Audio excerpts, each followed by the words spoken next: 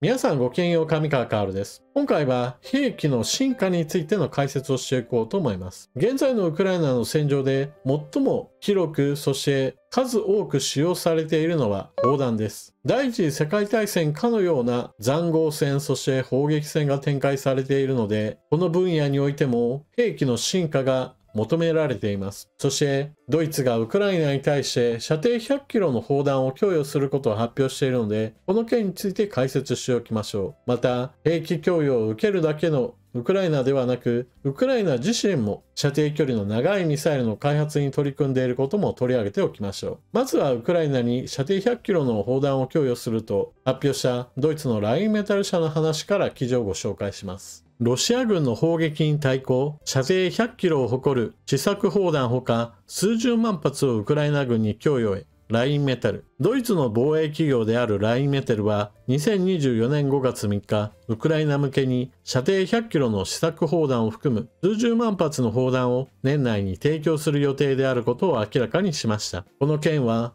ラインメタルのアルミン・パッペルガー CEO がドイツの経済誌のインタビューで明かした内容です。ドイツのウンテルリュスト・リトアニアにある工場で数十万発の砲弾を生産し、砲弾の不足するウクライナへ向け2024年中に供与するといいます。なお、この砲弾生産にはウクライナ国内の合弁会社が建設した施設も使われるようです。この供与砲弾の中には NATO 諸国が供与した52口径 155mm 砲や同砲を搭載した自走榴弾砲などに使用可能な試作砲弾も含まれる予定です。この砲弾の射程は約100キロと言われていますが、これはすでにウクライナ軍が供与を受けている 155mm 砲用精密誘導弾ボルカノの射程約70キロを上回ります。ラインメタルはこの記事の中で出てきたドイツ、リトアニア、そして合弁会社を作るウクライナ、この3拠点での生産をフル活用することで、2024年には70万発、中期的には110万発にまで拡大する計画を立てています。通常砲弾の射程距離が20キロから30キロといったこともあって、この射程100キロの砲弾は従来の砲弾とは仕組みそのものをちょっと変えたものとなっています。ラムジェット砲弾と呼ばれるもので、小さなジェットエンジンを搭載したような砲弾になる予定だということです。ドイツのラインメタル社はウクライナ支援に積極的な企業で、今回の話で言えば生産施設そのものを増強してウクライナに対する砲弾供与の能力を上げていこうとしています。そして今回試作品を含んでいるという話なのですが、完成品ではなく試作品を戦場に投入するには理由があります。この新型砲弾なのですが、この誘導方法としては GPS 機能を利用すると言われています。しかしこの GPS 誘導の兵器については、ロシア側からの妨害などがあり、バージョンアップを繰り返していくことが必要だと言われています。というのも、これまでも欧米から供与された GPS 誘導装置付きの兵器が最初はうまくいったんだけれども、その後の妨害などにより機能が大幅に低下した例というのが報告されているからです。例えば地上発射型の小口径爆弾 GLSDB、 当初は射程距離も長いしそれなりの活躍をするだろうと見られていました。ところがウクライナの戦場で実際に使った場合においては、ロシア側からの電子戦機器の妨害により目標地点から離れたところに着弾し、十分な成果を上げられないといったことが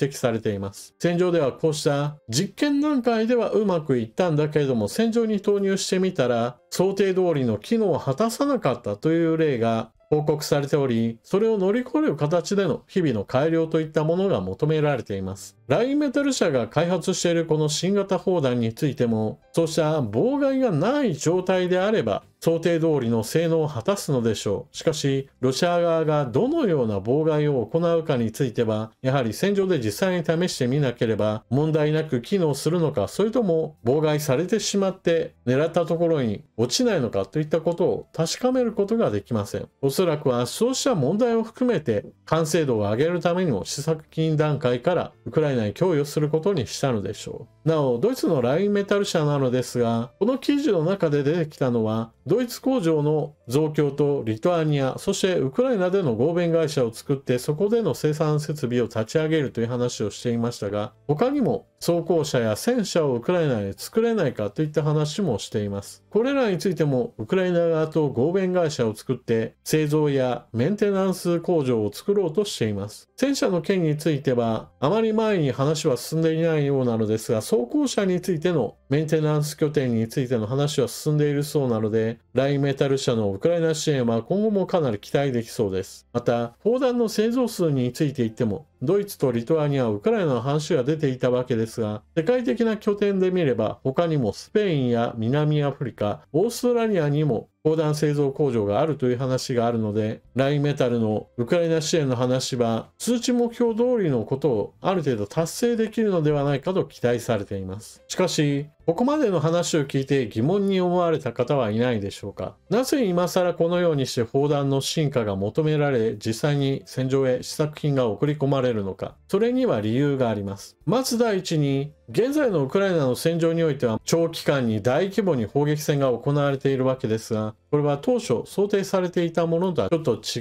う戦い方だと言えます。第二次世界大戦以降の兵器の進化というのはどちらかというと、ミサイルの発達、そして戦闘機の発達といった様々な砲弾以外の兵器の発達に伴って砲撃戦が長期間そして大規模に行われる国家戦闘といったものはあまり想定されていないというのが現実だったでしょう。そもそも射程距離で言えばミサイルの方が圧倒的に射程距離が長いものはあります。大陸間弾道ミサイルなどは地球の裏側になって届くわけです。そして戦闘機の発達も砲撃戦の重要性を下げる要素です。航空優勢を保つことができるのであれば戦闘機である程度近寄っていってミサイルを撃ち込んでもいいし、ミサイルほどの高価な兵器ではなくても航空用の爆弾であれば大きな攻撃力を持つこともできます。ところがそのようなミサイルや戦闘機による空爆といったものがウクライナ軍の現状からすると難しいので、ミサイルよりも値段は安く、しかし通常の砲弾よりも値段はアップするんだけれども量産が可能であろうと見られる射程距離の長い新型砲弾といったものが求められ、それに応える形での開発が進んでいるというわけです。そしてこのようなある特殊な条件があるからこそ兵器の進化が進むというのはウクライナ側の方にもあります。それがウクライナの新型ミサイルです。ウクライナが攻撃に用いるミサイルで、今まさにこれから生産もできるものといえば、対艦ミサイルネプチューンがあります。しかし、対艦ミサイルネプチューンは地上から発射して軍艦を狙うものであって、地上攻撃用に開発されたわけではありません。ところがそうも言っていられない事情がウクライナにはあります。ウクライナに供与される欧米製の兵器には一つの縛りがあります。それはロシア本国に攻撃する際には使用しないでくれという話です。例えば巡航ミサイルストームシャドウは射程300キロありますが、基本的にはロシア軍が占領しているウクライナ領内の攻撃に用いられることはあっても、ロシア本国領に対する攻撃には使用されてはいません。そのためにウクライナ自身はドローンを作ってそれをロシア本国領へと打ち放っています。だからこそロシア領にある製油施設などに対する攻撃をこれまでもお伝えしてきました。しかし、ドローンにはドローンで一つ問題があって、それは現在のドローンについては火薬の積載量や速度面においてはミサイルに劣る面があります。そのため、艦船を狙うためにもともとは開発したネプチューンを地上攻撃用へと改良が進められています。ロングネプチューンという名前が付けられているウクライナ産のミサイルは現在開発中で射程1000キロを目指しているそうです。そしてラインメタルの新型砲弾が試作段階からウクライナに供与するのと同様にしてウクライナもまたこのロングネプチューンを試作段階から使用しています。これまでもクリミア半島にあるロシア軍の基地に対する攻撃などではストームシャドウと混ぜる形でロングネプチューンが攻撃に使用されたと言われています。ちなみに砲弾とこうしたミサイルの差なのですが、ミサイルについては大型化を図ることによって搭載する火薬量を増やすこともできます。大型ミサイルになればそれだけ作るのも大変なわけですが、しかし砲弾の場合だとそもそも撃ち放すための方針の形そのものが決まっているので、やたらめったら火薬量を増やすわけにもいきません。通常砲弾の場合であれば火薬量は10キロ程度と言われていますから、航空用爆弾の250キロとか500キロとか1000キロの爆弾に比べるとどうしても火薬量は小さいものです。ロシア軍の方に今、やたらめったら大きいミサイルなどもありますし、とにかく火薬量を増やそうと思えば、ミサイル技術を伸ばしていくことがウクライナにとっては必要なわけです。現在のところはドローンによる遠距離攻撃に頼っているウクライナのわけですが、しかし構造物を一撃必殺みたいな形で破壊しようと思えば、大型のミサイル開発は選択肢としては常に頭に入れておかなければなりません。例えば、クリミア大橋を落とすには、おそらくはアメリカから供与されたエイタクムスミサイルが使用されることはあるだろうとは思いますが、ロシア本国領にだって輸送の大動脈となるような鉄橋や橋といったものは当然あるわけで、それらを小さなドローンで攻撃しても構造物を破壊するのはちょっと難しいものです。そういった構造物を破壊するには、ある程度の射程距離と大型化が可能なミサイルの開発といったものは避けられないわけで、ウクライナはまさに必要に応じての兵器開発が行われているわけです。このような話、今回は攻撃兵器の話ばかりだったわけですが、日本でも兵器の開発が進めなければならない事案というものは発生しています。例えば日本国内にある護衛艦や、もしくはアメリカの空母が寄港していた際に、これを基地内の上空にドローンを飛ばして撮影しているといった話が確認されました。当初はフェイク画像かもしれないという